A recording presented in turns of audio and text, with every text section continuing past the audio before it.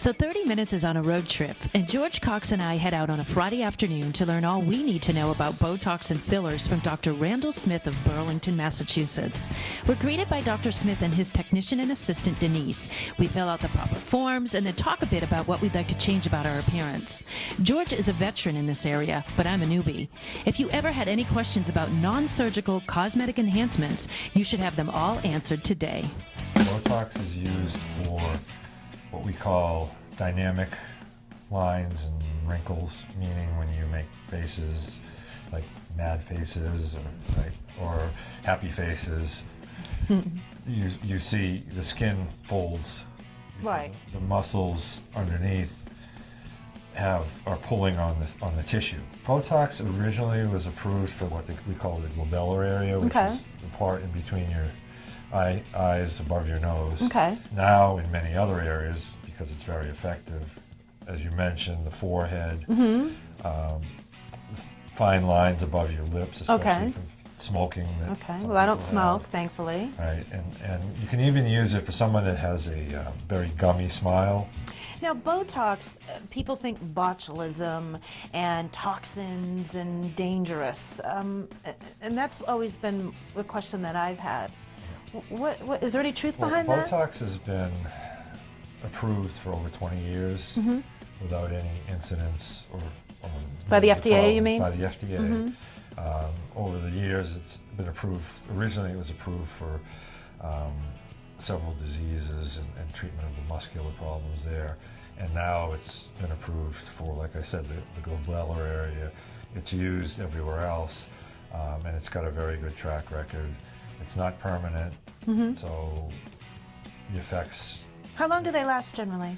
It depends on which area the Botox is being used. In other words, if we're using it in an area where there's a high blood flow, like around your lips and eyes, it tends to disappear faster.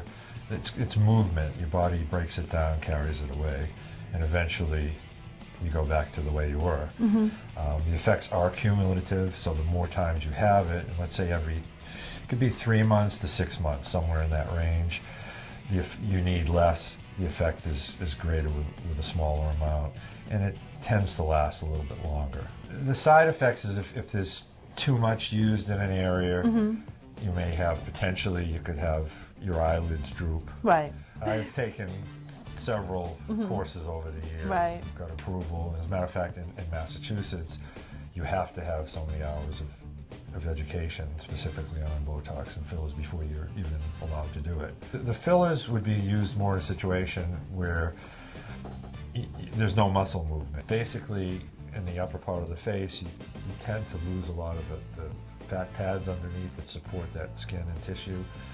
And that now, fat pads, you would think, who wants fat pads? But fat pads are good? That's what fills up your face. And otherwise, you'd be seeing skin on bone with a little muscle in between. Okay. So the fillers are a great way to replace that. And in using them in that realm, they last for up to 1 to 2 years. The fillers now come with anesthetic in them. Okay. So once we start to use them, there's a numbing effect almost instantly. Okay. So it's really not uncomfortable. Okay. Will I be able to eat and like have a glass of wine after this? Yeah. The only thing you can't do is you can't do anything strenuous, or you don't want to have any treatments done to your face, like if you're going to an esthetician for like a facial. A facial or something. You don't want to move this around until it has a chance to settle in. Really? Yes, because it is movable for up to 48 hours. Oh. Right. So I can't go for a run tomorrow? You can. By then it should be fine. It's just for at least a couple hours afterwards, and sometimes we even have you put ice on it to minimize any swelling that might Okay. Now with Botox, there's virtually no swelling. Okay. You might have an occasional little bruise or something from the injection, but because we're going a little bit deeper into the tissue with the fillers, you can get some little trauma in there and some swelling, which disappears over the next few days to maybe a week at the most.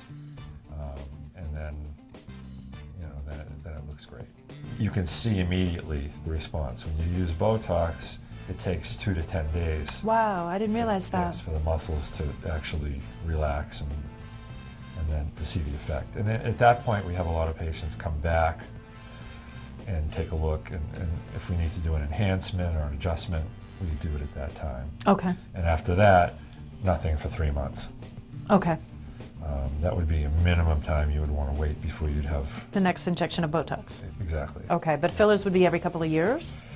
It depends on what filler we're using, where we're using it. If you Okay. use fillers in the lips, it disappears pretty quickly. As I mentioned before, there's a high blood flow, you're moving your lips a lot, the material tends to dissipate. Some move their a lot lips quicker. more than others, Yes, too. yes.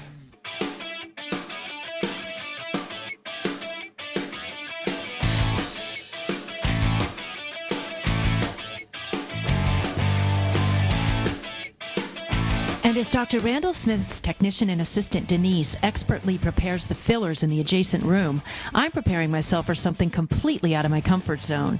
Both Dr. Smith and my colleague George, who are both seasoned in this area, assure me it is a safe and relatively quick and painless procedure. I'm in good hands. So here we go. I look like a deer caught in headlights, but Dr. Smith again reviews the procedure, and as he steps out to retrieve the proper dosage from Denise, we'll break away to see how George does with the Botox, and we can see my results later in the show. You requested was what we call the glabellar region between your eyebrows.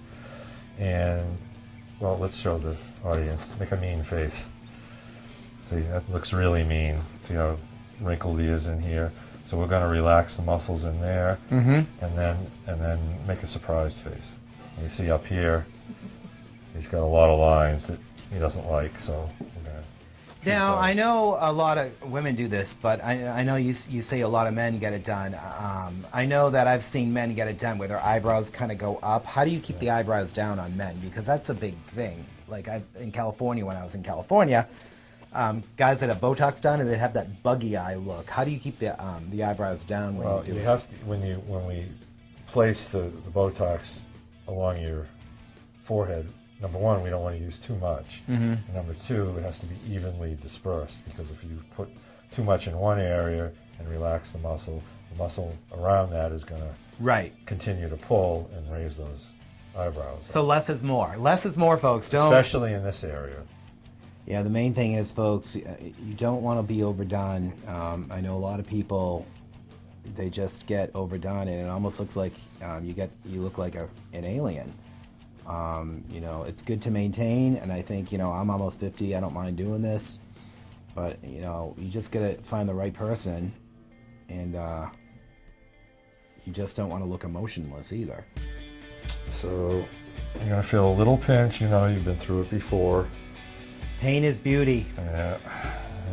No pain, no gain, right? No pain, no gain in anything in life. Pain is beauty, but really not so painful here. A bit of a pinch, a little burn, and George gets about 20 injections of Botox into his forehead. The procedure taking all of about 5 minutes.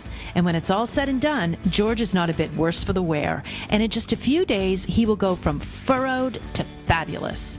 And what we all want to know, how does it feel, George? Just a little pinch, people. That's all it is. A little pinch. So as you can see, it's a relatively quick and painless procedure. The fillers around my mouth and nose soften my look.